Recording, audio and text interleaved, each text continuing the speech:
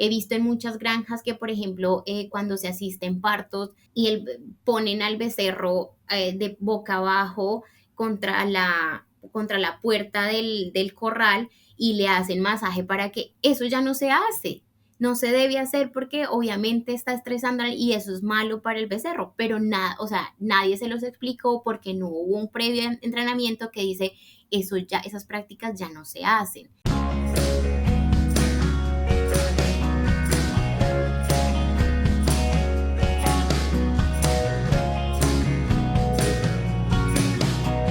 Hola a todos, bienvenidos al Dairycast. Mi nombre es Adrián Barragán, soy uno de los nuevos anfitriones del programa.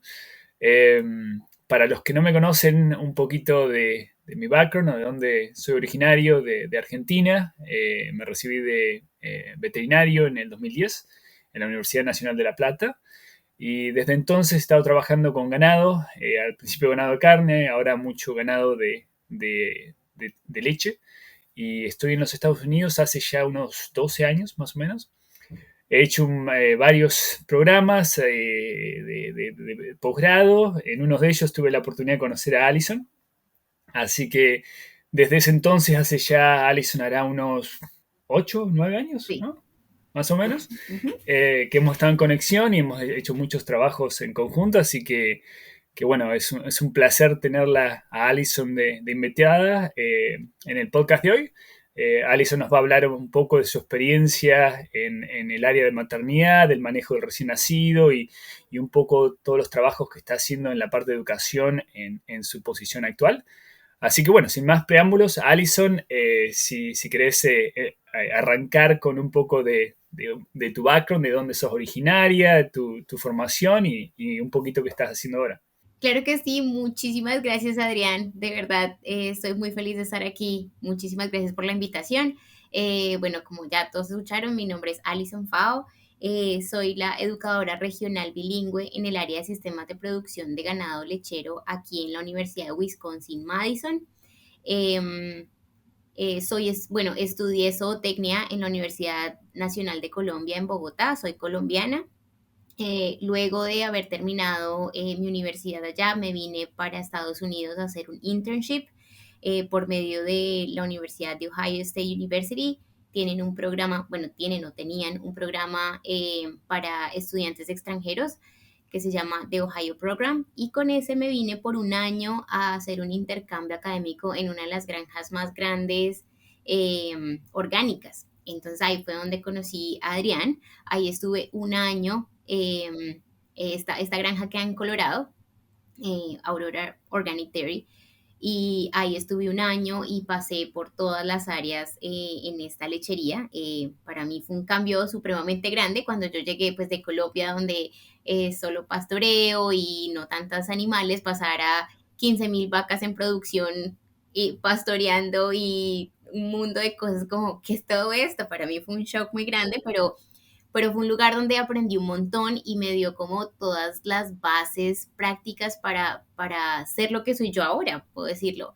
Estuve mucho tiempo en la parte de la becerrera, digamos que en la crianza de terneros, en la parte de salud, y también pasé por maternidad, que fue otra área que también me gustó un montón porque tuve la oportunidad de ayudar y asistir un montón de partos donde aprendí las diferentes procesos, las distocias, todo, digamos que las consecuencias, todos los problemas que lleva a cabo, digamos, todo este mal proceso, buen proceso. Entonces fue bastante bonito, aprendí un montón. Y justo ahí en maternidad fue cuando ayudé a Adrián en su trabajo de doctorado, ¿sí era? De doctorado, sí, sí, del PhD, del trabajo con aspirina. Ahí estaba yo trayéndole las vacas frescas.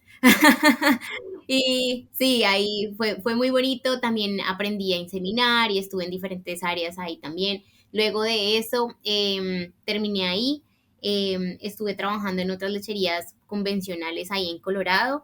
Y luego de un tiempo, pues decidí como que ya era hora de seguir estudiando, que era lo que yo quería. Ya había como conseguido la experiencia que yo quería. como manager, como supervisor en el área de maternidad y de la becerrera. Entonces quise seguir estudiando y me fui para la Universidad de Tennessee, Knoxville, donde hice mi maestría en ciencias animales. Y luego de estar ahí en Tennessee,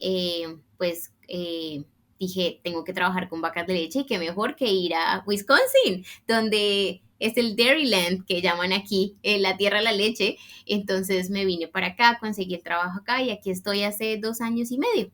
Entonces esa ha sido mi trayectoria aquí en Estados Unidos. Muy interesante, increíble las vueltas de la vida, ¿no? Cómo termina. Totalmente. Y un comentario del programa ese que hiciste vos, que yo también lo hice en el 2012, el The Ohio Program, es el que llamamos el The Top Program, ¿no? Porque el acrónimo es top, pero no quiere decir que es el mejor programa, sino que es The Ohio Program, ¿no? Exactamente. Pero era una broma que hacíamos siempre, que era el The Top, ¿no? Tal cual, sí. Pero como decís vos, Alison, la verdad que yo, igual que muy similar a vos, fue mucha experiencia, muy rápido, en muy poco tiempo, fue viste, un overflow de experiencia muy aplicada, ¿no? Entonces uno sale con un conocimiento increíble, que en la universidad no tenés eso, ¿no? Exactamente, uno en la universidad sí, obviamente adquiere todo el conocimiento teórico de qué es lo que pasa, pero cuando uno ya llega a ese tipo de granjas tan grandes donde, o sea, tienes que actuar ya, o sea, ya tienes ahí los animales, hazlo ya, y entonces uno como, ¡ah! Dios mío, y tantos animales, y digamos cuando estuve en la becerrera teníamos 3.000 becerros, y era como, Dios mío, esto es impresionante, cuántos animalitos, y a todos alimentarlos, a todos darles agua, fue una experiencia chocante, pero engrandecedora. Intensa, intensa pero engrandecedora. Muy bien, muy bien. Y es interesante que mencionás, bueno, las vueltas de la vida y también un poco lo pequeño que es el mundo.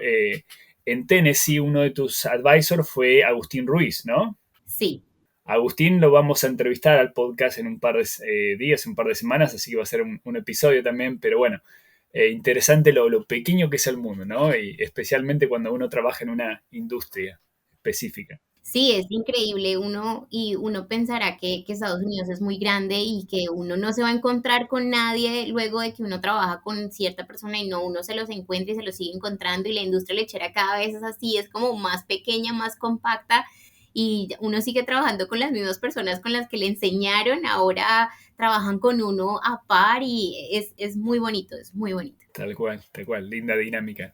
Pero bueno, a ver, arranquemos un poco con los temas de tu, como dicen en inglés, el expertise, el expert, ¿no? Que sos el experto o la experta. Entonces, vos mencionaste que trabajaste mucho en la becerrera. Entonces, 15.000 animales, ¿viste? Hablabas de 3.000 becerros. O sea, contanos un poquito, por ahí un poquito de la dinámica de ese día a día de trabajo y después, si querés elaborar un poco en cuáles fueron los desafíos más grandes, ¿no? De este manejo tan intensivo, ¿no? Porque la mayoría, especialmente yo acá en Pensilvania, los rodeos nuestros son chicos, ¿viste? Becerros tendrán 15, 20 becerros, 50 los más, pero 3.000 es algo que se ve más en Colorado, en Texas, ¿no? En California. Contanos un poquito más de cómo es la dinámica diaria y por ahí los desafíos más grandes de ese manejo. Claro, uno de los temas es la cantidad de gente que se necesita para poder mantener estos animales al día con todo lo que necesitan.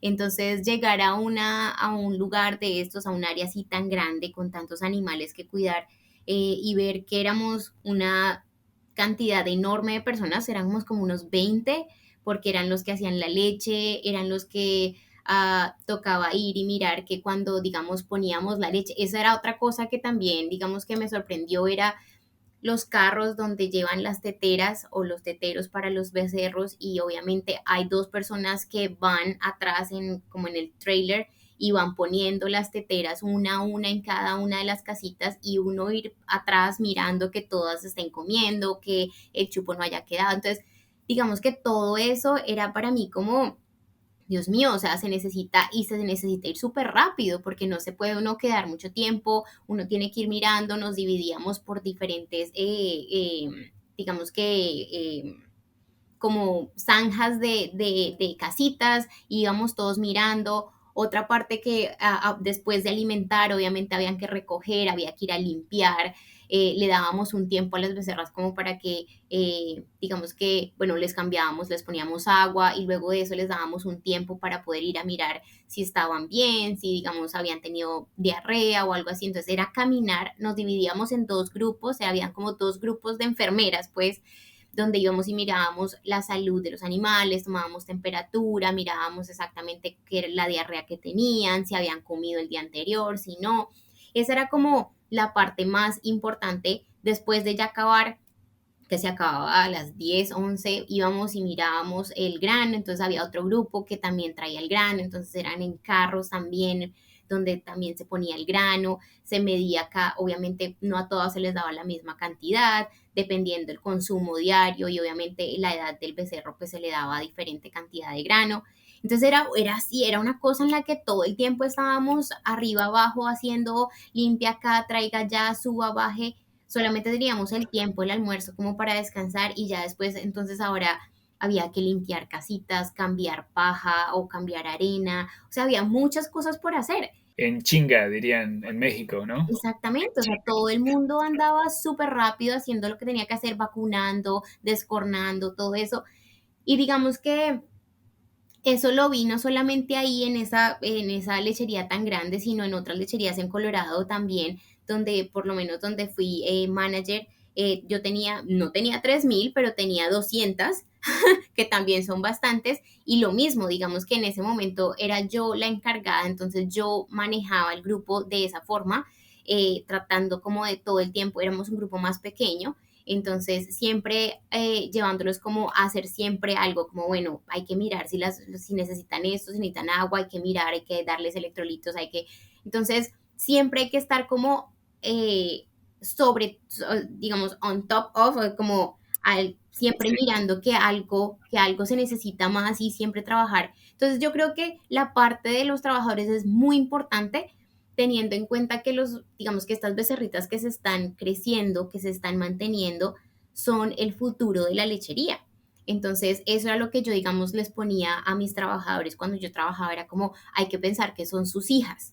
No piensen que es un animal diferente, que son sus hijas, usted las alimenta, usted las cuida, usted las consiente. Todo esto es para que ustedes piensen en lo mejor para ellas, ¿sí? Porque a veces es necesario como ponerles como esa semillita a los trabajadores, como son tus hijas, no pienses que son diferentes. Si tú tienes hijos, tú quieres que ellos estén bien, les das la mejor comida, les das la mejor vestimenta, las mejores condiciones, es lo mismo para ellas porque de la forma en la que nosotros los criamos y los hacemos crecer y los alimentamos, de esa forma van a producir en un futuro y van a ser las mejores vacas que vamos a tener en la lechería. Entonces, esa era como la idea. Y digamos que trabajando en estas dos diferentes lecherías, una orgánica y una convencional, podría yo decir que digamos que los problemas más es, digamos, no problemas, sino como los pequeños discusiones que yo tenía conmigo misma era, en la orgánica habían animales que obviamente estaban muy enfermos, pero como es orgánica no podemos hacer nada más, no podemos poner antibiótico, no podemos salvarlas de la forma en que lo podríamos hacer en una convencional. Entonces los animales tenían que irse de la granja para que otra granja convencional pudiera salvarlos, si era posible. Entonces era como esa frustración de no poder hacer nada por ellos, viéndolo como tan enfermo, viéndolo como, sí, como en una situación tan complicada y no poder hacer nada como solamente podemos darle fluidos y ya no podemos hacer nada. Era como, Dios, hagamos algo. No, no se puede. Diferente a en la convencional que, ok, pongámosle esto, pongámosle lo otro, esperemos acá, así como es un protocolo totalmente diferente. Entonces, sí, digamos que era una frustración bastante difícil durante la orgánica y la convencional. Era como, es muy difícil, pero sí. Y lo otro es los trabajadores. Para mí siempre los trabajadores son una parte importante de todo el sistema. Porque pues las vacas obviamente sabemos que ellas tienen un mérito genético que obviamente las hacen ser muy buenas, pero que obviamente esto va a ser afectado por el ambiente. Y pues el ambiente, una de ellos somos nosotros los trabajadores, que si nosotros no trabajamos de la mejor forma o si nosotros no digamos que no tenemos el entrenamiento requerido, pues obviamente esos animales no nos van a mostrar todo su carácter genético que nosotros, por el que nosotros las escogimos. Claro, no, interesante. Viste, yo siempre tengo el dicho que en la escuela o en la universidad nos enseñaron a manejar vacas. Pero cuando pensamos en este tamaño de operaciones de 3.000, 15.000 animales, no manejamos vacas, manejamos gente, ¿no? Y la Exactamente. importancia, ¿no? De ser un buen comunicador, de ser un buen, como decís, delegar y tener por ahí el conocimiento previo para plantar esa semillita y ayudarlos a entender un poco más cómo funciona la biología del animal, y un poco de cuál es el objetivo último, que es que se desarrollen bien, con su potencial genético al máximo, ¿no?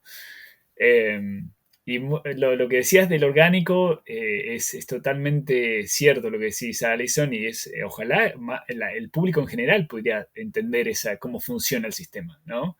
Porque hay tanta desinformación y tanto desentendimiento que dicen, no, las vacas orgánicas están más sanas, y realmente no es así, ¿no? Y hay un montón de estudios que han comparado las incidencias de salud, de enfermedad y de eventos de salud entre los dos sistemas, y no son diferentes. La diferencia principal es que en el ganado orgánico se retrasa el tratamiento óptimo para el animal, ¿no? Como decís vos, no se le puede dar enseguida, se tratan otras soluciones y después, si no se los puede curar con eso, se mueve a un tratamiento convencional, a un manejo convencional, pero en ese tiempo ese animal está sufriendo, ¿no? Es la realidad. Exactamente. Sí, digamos que sí, no nos tomen mal. Obviamente en las orgánicas, obviamente también lo importante en este sistema de producción orgánica es la prevención. Ellos tienen muy buenas protocolos y estrategias para prevenir. Entonces siempre todo está limpio, siempre todo está como tratando de mitigar cualquier problema, pero siempre pasa que, no sé, el clima cambió y las becerritas les dio neumonía. De ahí qué se puede hacer. O sí, tantas cosas. Hubo mucho hielo y la vaca se cayó y se abrió de patas. Entonces, como esas cosas que no podemos en cierto modo controlar, pero que tampoco podemos mitigar, o sea, no podemos mitigar con medicamentos en este sistema. Es como la única como cosa ahí que no cuadra. Claro, es como tienen un énfasis más grande en la prevención, pero por ahí como disclosure, hay que decir que los dos establecimientos tienen los mismos niveles de prevención. No es que para hacer ganado orgánico uno tiene que tener un mayor protocolo preventivo, no, son iguales, ¿no? Pero los orgánicos, como saben que es la parte principal de su manejo o substancial, ponen mucho esfuerzo en esa área, ¿no? Pero bueno, más allá de todo el debate que puede surgir de esta parte, muy, muy buena ¿cómo es? El background y un poco la experiencia diaria. Es muy, muy interesante ver el día a día. Y bueno, por ahí vos sabés un poquito de mi background y un poco en la educación, de que trabajo mucho con programas educativos, especialmente para el empleado de nivel de entrada, ¿no? El entry level que se dice en inglés. Eh, y bueno, en base a tu experiencia, ¿no? Vos mencionabas que son una parte importante del sistema. Los entrenamientos que has hecho, que yo sé, bueno, me has invitado a un par, hemos estado involucrados, hemos charlado de los diferentes formatos y esas áreas. En tu experiencia, ¿no? Con todos estos años de práctica y ahora los años de academia, que ya van, ¿cuánto? ¿2 años? 2 años y medio. 2 años y medio, casi 3. Sí. ¿Cuál, cuál es cuál es la idea tuya o qué recomendarías como un formato ideal para este tipo de empleados, ¿no? El empleado de entrada, un formato y qué te parecería que sería importante cubrir no, hay muchos tópicos, pero pensando en la salud del becerrito, ¿qué área es importante cubrir y cómo es el delivery? ¿Cómo se daría el entrenamiento, ¿no? Ok, pues digamos que para mí las dos áreas como más importantes es donde podemos tanto cuidar la vaca como cuidar el becerro, porque es cuidar mamá y bebé. Digamos que eso ahora lo tengo un poco más claro desde que fui mamá, entonces entiendo más como todo este proceso. es las vacas frescas y los becerritos. Entonces, digamos que se debe hacer como para estos nuevos trabajadores que puede que lleguen con una experiencia o puede que lleguen con ninguna, debería darse la misma información.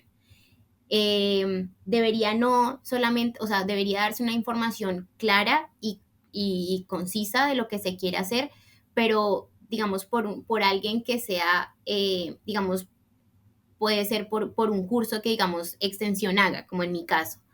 Porque lo que he visto mucho y más que todo, y más que yo creo que de todos los entrenamientos en Estados Unidos, más que todo como el 90% es seguir a alguien, ¿sí? Como el ir en la granja es tu primer día, ve y sigues a esta persona durante todo su día laboral y ahí aprendes lo que se hace y así mañana tú lo haces. Entonces, como no, porque es que esa persona a la que vas a seguir sabe hacer las cosas, no estoy diciendo que no, pero no sabe el por qué se debe hacer de esa forma o cuáles son los impactos o las implicaciones que tiene si no se hace de esta forma.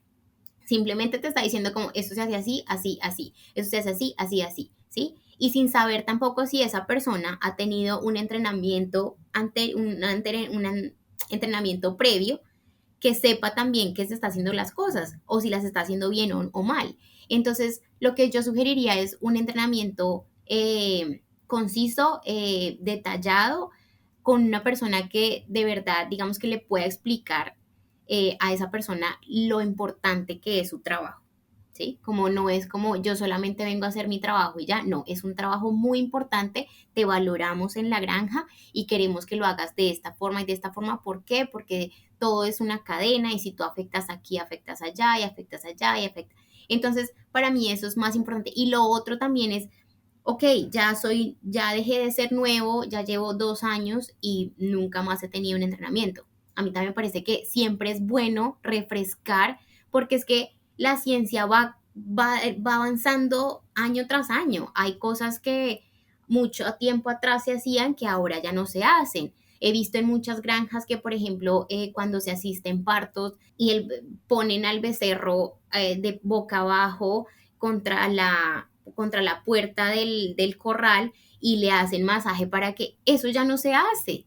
No se debe hacer porque obviamente está estresando y eso es malo para el becerro, pero nada, o sea, nadie se los explicó porque no hubo un previo entrenamiento que dice eso ya, esas prácticas ya no se hacen.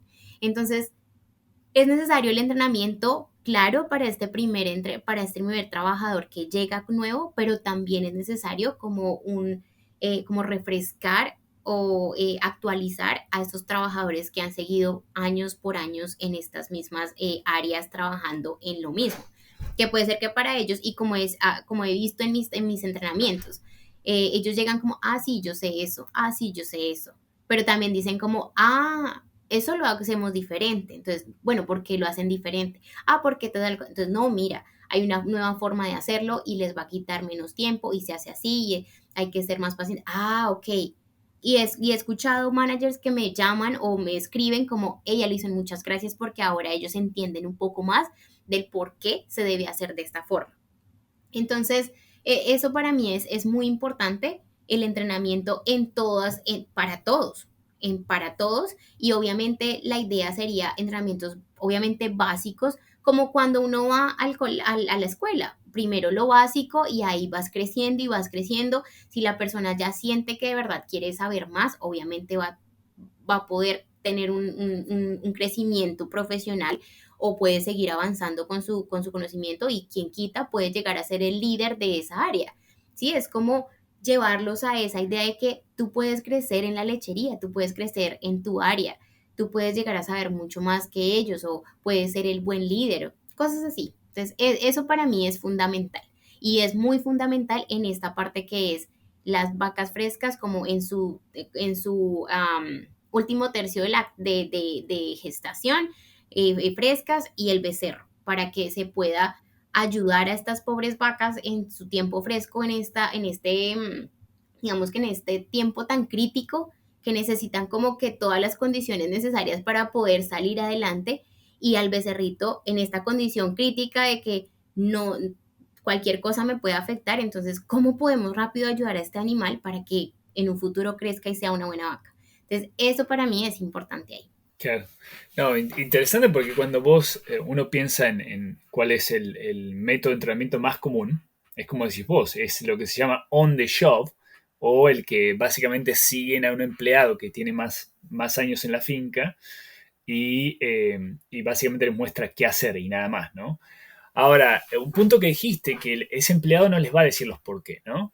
Y yo concuerdo, no les va a decir los por qué, no porque no lo sabe a veces, ¿no? Porque muchas veces nosotros ya lo entrenamos a ese empleado, ¿por qué? Pero porque no lo sabe comunicar. ¿Y por qué no lo saben comunicar? Porque ellos no son educadores, ¿no? Esos no son trabajadores. No tienen la formación, ¿no? Que tienen los educadores como vos o como yo. Entonces, o no lo saben explicar bien o tampoco tienen tanto conocimiento general del tópico como para efectivamente comunicar esa información, ¿no? Pero, pero como decís vos, Alison, esa parte es crítica, ¿no? Los por qué, ¿no? El por qué. No solamente apretar este switch para arriba y para abajo a las 12 de la tarde, no. ¿Por qué hay que apretar? No, porque se prende la máquina. Todo el por qué es importante, porque lo que yo he encontrado es que si ellos entienden un poquito más de cuáles son las consecuencias de hacer algo en la forma incorrecta, no lo hacen en la forma incorrecta.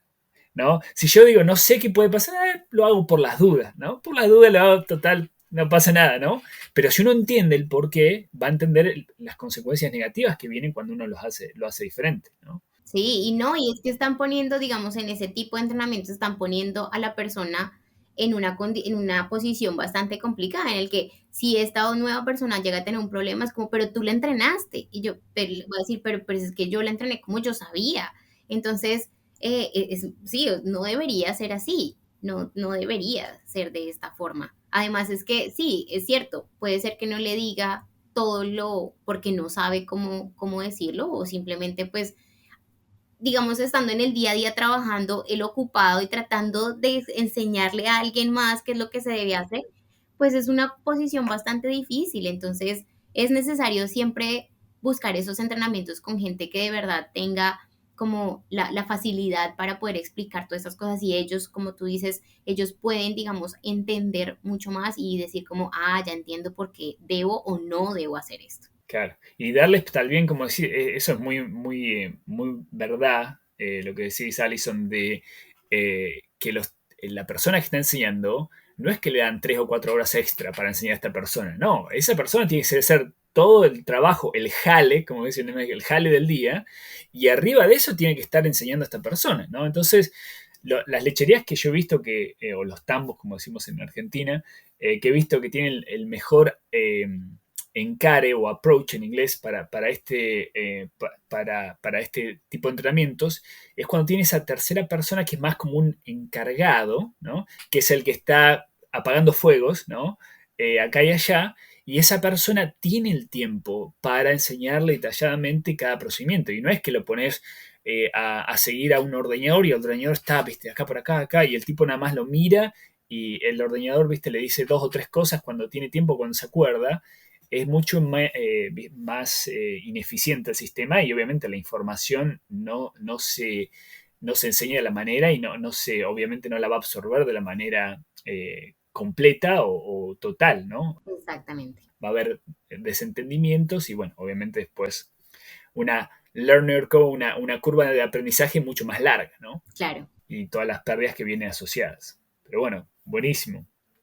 Eh, y en esas líneas, ¿no? Que hablamos, ok, hablamos un poco de lo que es el día a día con los becerros, los desafíos más importantes que notaste en los manejos y en tu experiencia en el campo. Hablamos un poquito ahora del entrenamiento del personal y del manejo del personal.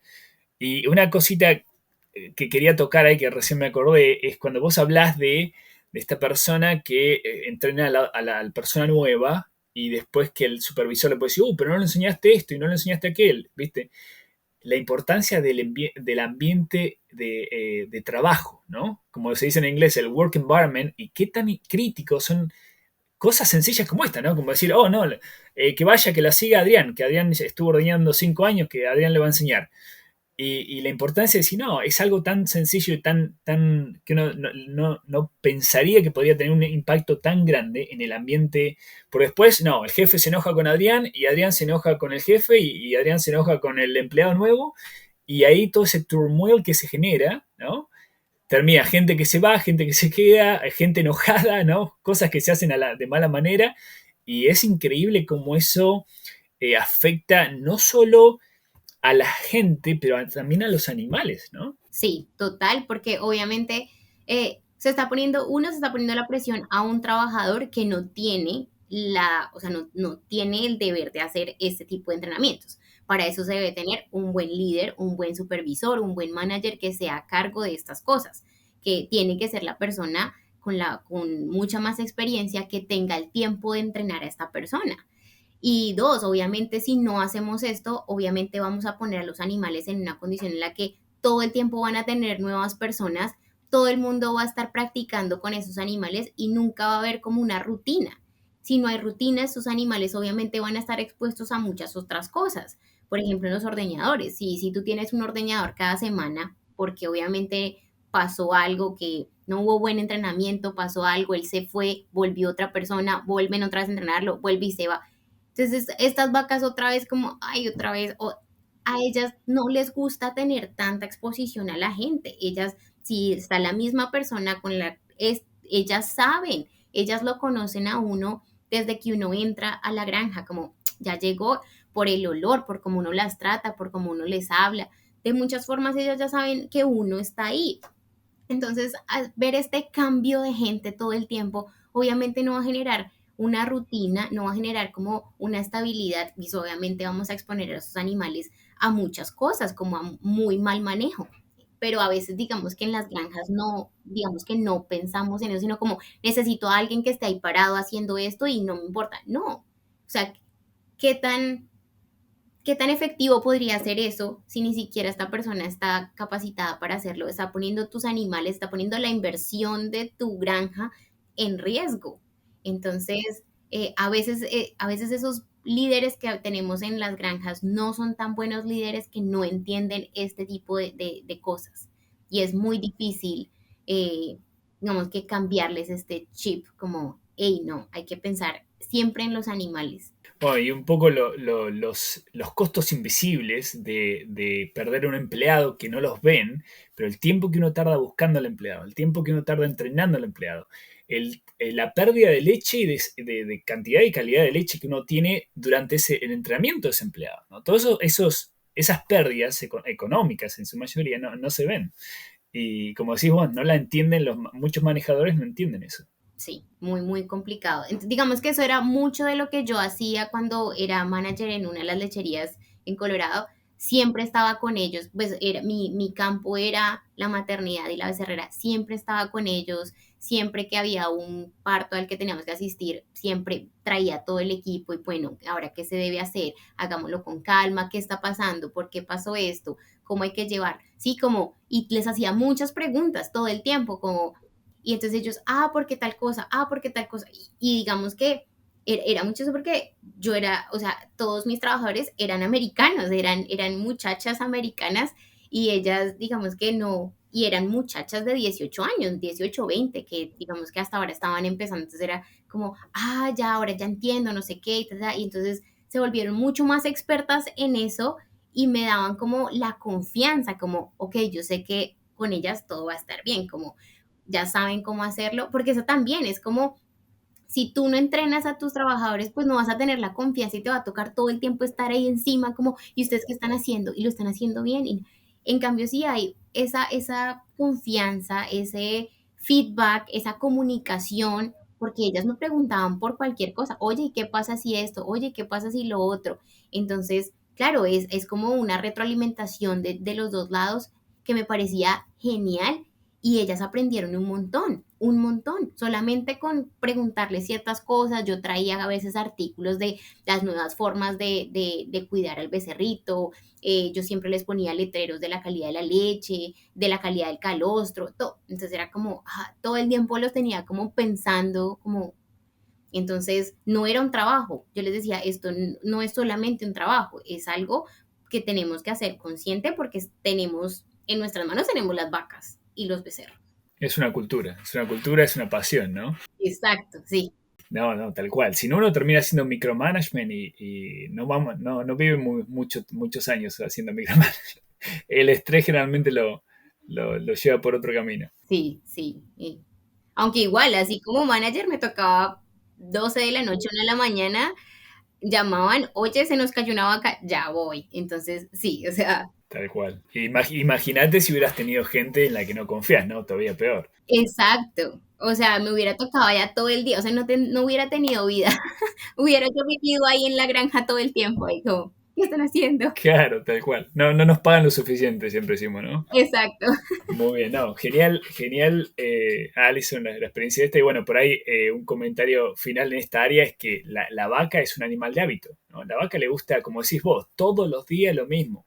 Mientras menos podamos cambiar la rutina de la vaca, mejor va a producir, mejor va a estar de salud y mejor el bienestar también del animal. Sí, totalmente. Pero muy bien, a ver, vamos a hacer, podemos estar hablando por horas acá, ¿no? Y como siempre, las reuniones que tenemos siempre se extienden porque hay muy buena química en nosotros y tantos años de colaboración. Pero como para ir finalizando un poco, pues ya estamos una media horita y me dijeron que no lo puedo hacer muy largo. eh, pero no, te quería preguntar un poquito más en la parte de maternidad, ¿no?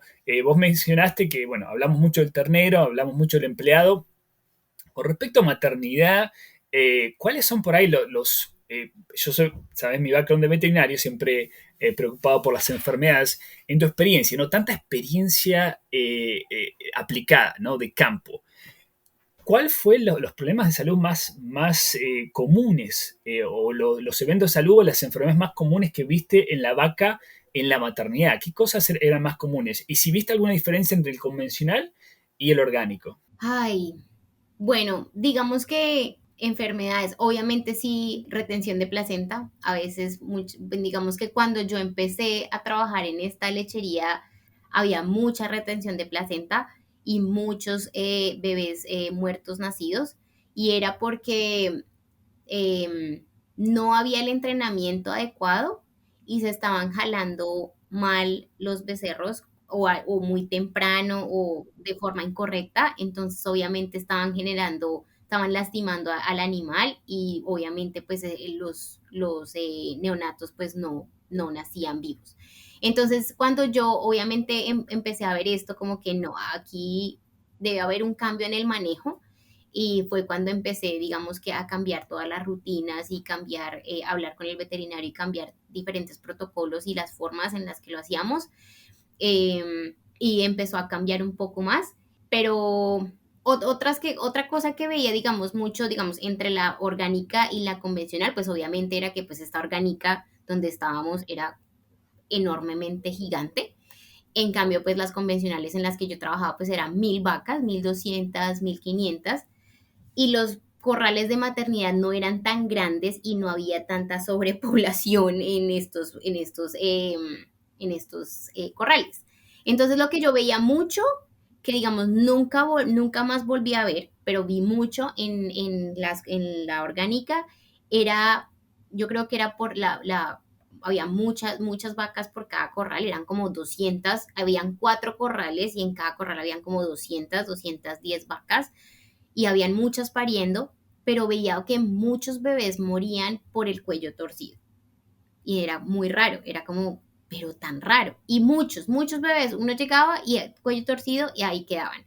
Nunca más lo volví a ver cuando trabajaba en granjas convencionales. No sé por qué, no sé si de pronto era la cama o la verdad nunca entendí por qué, digamos, había eso. Y no vi tanta retención de placenta en la orgánica porque había un grupo bastante entrenado y especializado en esa parte de maternidad que me ayudó, que me entrenó, que me dijo, que me explicó de las 1.000 formas, las diferentes modas de distocia, que si habían gemelos y venía para atrás, o sea, todo ese tipo de cosas. No lo vi tanto en esta granja, pero sí obviamente lo veía en las otras granjas convencionales, mucha retención de placenta y muchas, digamos que vacas que no volvían a su pico de producción porque seguían enfermas por algunas otras cosas. Entonces, digamos que yo a veces pensaba como, pero ¿por qué? Obviamente estas vacas están en un balance negativo y pues digamos que ahora lo entiendo porque obviamente estoy embarazada y lo entendí, obviamente me adelgacé un montón y produciendo leche, uno es como, Dios mío, estas vacas son, Dios mío, uno cómo lo hace, porque obviamente uno tiende a comer menos cuando uno está y después empieza a comer mucho más, pero uno se siente como en desbalance y todo lo que uno está generando para los bebés, pues obviamente es demasiado, porque ellos requieren mucho, entonces lo mismo para las vacas. Entonces a veces esas vacas venían como mal, pero no nos dábamos cuenta de que venían mal durante su gestación y entonces cuando ya estaban frescas, obviamente llegaban a un pico muy bajo y no, digamos que no se rescataban y tenían que irse de la granja. Esas fueron como las cosas que más vi en campo. Muy bien, y bueno, yo por ahí algo que dejar, un comentario que dejar al público es que obviamente cada operación es muy dependiente del manejo y a veces hay cosas específicas que ocurren por un periodo corto de tiempo y bueno, obviamente más que resaltar que todo lo que se está mencionando acá es conocimiento experiencial, ¿no? Son experiencias vividas, no tiene ciencia y es básicamente la experiencia en tu caso, de tus, ¿cómo es? De tus experiencias, ¿no? Por ahí. Interesante lo del cuello torcido, eso es algo que no he visto. Viste, muchas de estas cosas generalmente no están relacionadas al manejo orgánico o convencional, ¿no? Por ahí que si uno piensa en los fundamentos de cada manejo, no hay ninguna característica del manejo que podría estar causando eso, ¿no? Posiblemente puede ser algo relacionado a causas genéticas o congénitas que vienen con una malformación, puede estar relacionado tal vez a la cantidad de animales en el corral. No, con el tema de la carga animal depende no solo de la cantidad de animales, sino también el tamaño del corral, ¿no? Por ahí así es como se calcula. Pero una de las cosas que yo, por ejemplo, recomiendo cuando se hacen los corrales de maternidad, que por más de que la carga animal esté baja o esté correcta, cuando uno tiene 200 o 300 animales que caminar y es una sola persona, tarda básicamente media hora en caminar en el corral, ¿no? Y en esa media hora es tiempo crítico para, si algún animal tiene un problema, asistirlo.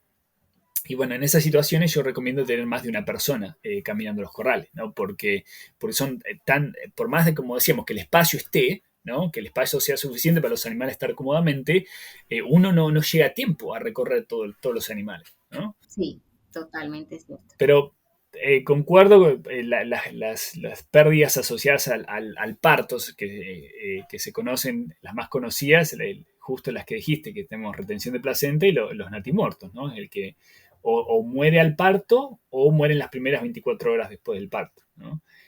Eh, y como, viste, como hablamos anteriormente, creo que hay 2 o 3 estudios muy lindos, grandes, tipo observacionales, en el cual evaluaron las incidencias de eventos de salud, y entre ellos estuvo la retención de placenta, los natimortos y todos, y no encontraron diferencia, ¿no? O sea que los dos manejos tienen la misma eficiencia en prevenir enfermedades o en mantener animales sanos.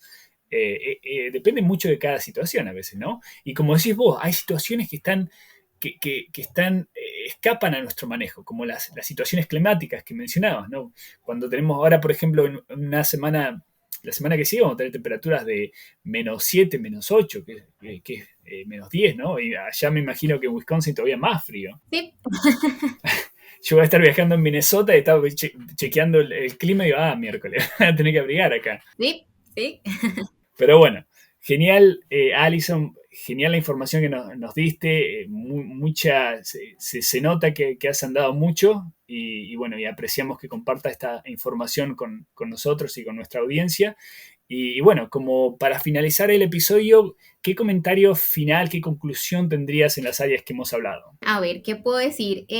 Uno, pues obviamente estamos, digamos, en este capítulo se habló mucho de los trabajadores, pero esto no significa que no cuente estas granjas que son familias, donde solamente, obviamente, la familia son los que trabajan la lechería, usted también necesita entrenamiento, usted también necesita, digamos que, educarse y saber más acerca de lo que está pasando para que su granja sea mucho más eficiente. Entonces, digamos que no se habla solamente de estas grandes granjas que tienen mucha cantidad de trabajadores y que son los únicos que necesitan entrenamiento.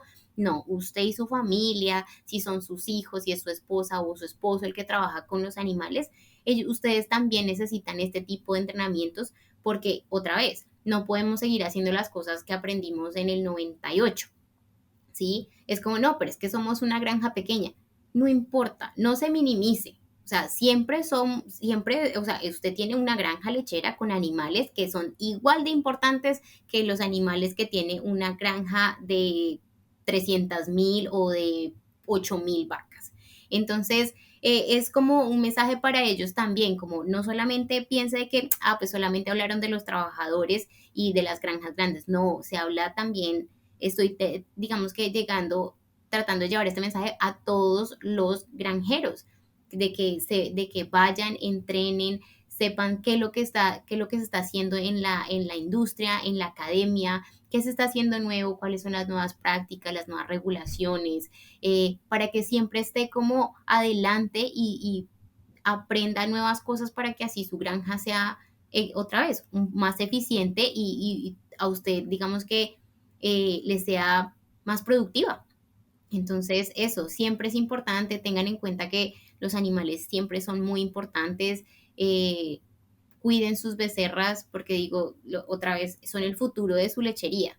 Si no, entonces, cuál es el sentido de criar becerras si no son para reemplazar y para crecer su hato? Entonces, eh, nada, siempre pensar que son como niños. O sea, los becerros son niños y hay que cuidarlos y hay que amarlos y hay que respetarlos y hay que darles lo mejor para que en un futuro nos den lo mejor, así.